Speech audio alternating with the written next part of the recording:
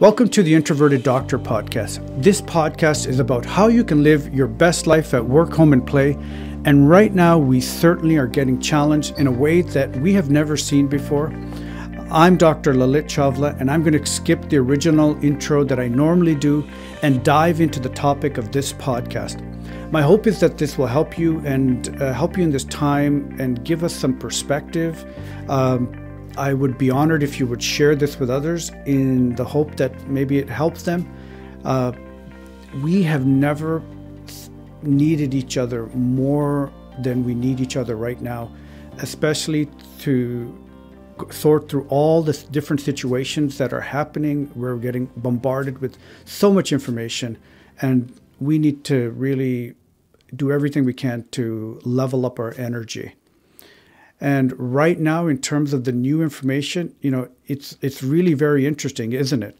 I mean, there are really two reasons why people are engaged in this corona news.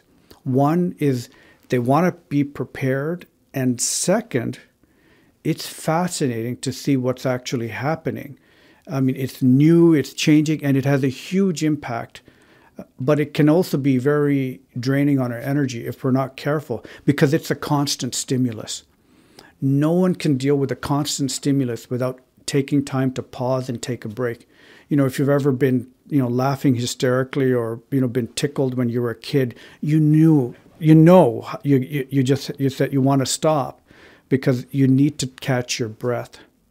Our mental, physical, emotional, and spiritual energy at this time is the most important thing we need to be aware of right now. And I know you know this, but it's worth repeating, and that is, we are responsible for our energy, but it's easy to forget. Our energy, good or bad, is actually the most infectious of all, not only to others, but to ourselves. And I know you know this, but if you're hanging around a person who's anxious or nervous or gossipy, you tend to easily fall into that trap, don't you? I know I've certainly, can find that I'm not as mindful about my thoughts and can kind of get sucked into that vortex. But in a time where we have so much happening, we really do need to do a few things consistently where we're taking time for ourselves and making sure we are mentally taking a break from all the tension we are consumed in.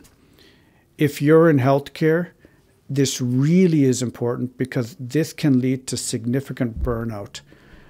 As we're already dealing with so much on a day-to-day basis, and now you're asked to step up and do more, and I'm sure your families are also nervous for you and for their health as well, and who can blame them?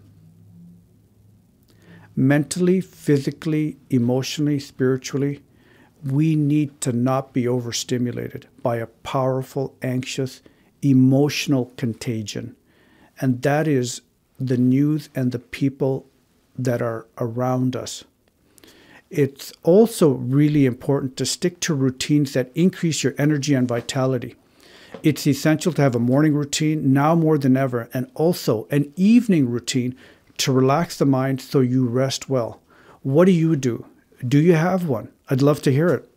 Now, if you've listened to the episode I did on the Introverted Doctor podcast about morning routines, you'll see how you can create your own morning routine, and it's really not that hard. But, it'll change. And as you move along and as you live in your day, that you need that morning routine. The energy is going to change. And that is the most important thing, doing that morning routine that I personally have learned in the last decade. That episode, I believe, is episode 10. I encourage you to check it out. We are creatures of habit, and we need to schedule things on a consistent basis. So now more than ever, we have a situation where our mental energy is really being directed to the drama and the excitement and the nervousness of the coronavirus. Because at one level, this is all very concerning, and we know there are impacts that is affecting people worldwide, and also really at an economic and political level, but also at an individual level. So that creates a lot of rightful concern and uncertainty, which can lead to uncontrollable anxiety. And it's hard not to get pulled into the news and situation because we're also very curious too. We're curious human beings, but we also know we need to get the right information. So I have a few tips that we should be doing on a consistent basis, on a daily basis. So one, are you doing things on a day-to-day basis that you love to do and that gives you joy and excitement? You should always find ways to include laughter and joy in your daily routines. So I want to ask you, you should ask yourself, what are those things? What gives you the greatest joy? And it's often the very simple things, like old photographs or memories, some comic books or funny things that you could read, or a good friend that makes you laugh. Make sure you are scheduling that on a regular basis. And right now decide, when are you going to be doing this? And if you're in healthcare, it may not always be easy to do, but make sure you're scheduling it weekly and daily, especially if you're in healthcare, because right now, I know all of you are dealing with a lot of stress right now, and it's hard to shut the mind off about what's happening. Number two, be really mindful of the people you're talking to, because right now it's so easy to be talking to people who are concerned, and they will heighten the conversation to this topic all the time. And, let's face it, for the majority of us, this is what is on our mind, consciously or subconsciously. So we have to be mindful of where we're going to be putting our energies. Because if we stick with people who are excitedly nervous, anxious, or curious, that's going to have a direct effect on our brain. And what happens in our brain affects our physical physiology. So we need to take stock of that, because this is really a long-term strategy. I'm going to suggest a few fun activities you can do to create joy, maybe if you haven't done that. But here are some things that I'm just going to list off, okay? 1, have game time with your family or friends virtually or at home. 2, take a new hobby or something you've done or enjoyed in the past. 3, watch some funny movies. 4, read a fiction book. 5, read a nonfiction book. 6, read comic books or funny books like The Far Side or Calvin and Hobbes. 7, keep a journal of your day and practice doing that daily. That's a great habit to do. Number 8, send acts of kindness to people in your life daily. Nothing changes an emotion than sending words of kindness to others. Number 9, clean up and do things in your home that you've always wanted to do. You get a great sense of accomplishment. Number 10, learn to do yoga, meditate, and breathe. Number 11, as I mentioned before, look at old photos, families and friends, and vacation. That always brings a smile to my face. Number 12, get reconnected to your faith. Number 13, play or learn a new card game or chess.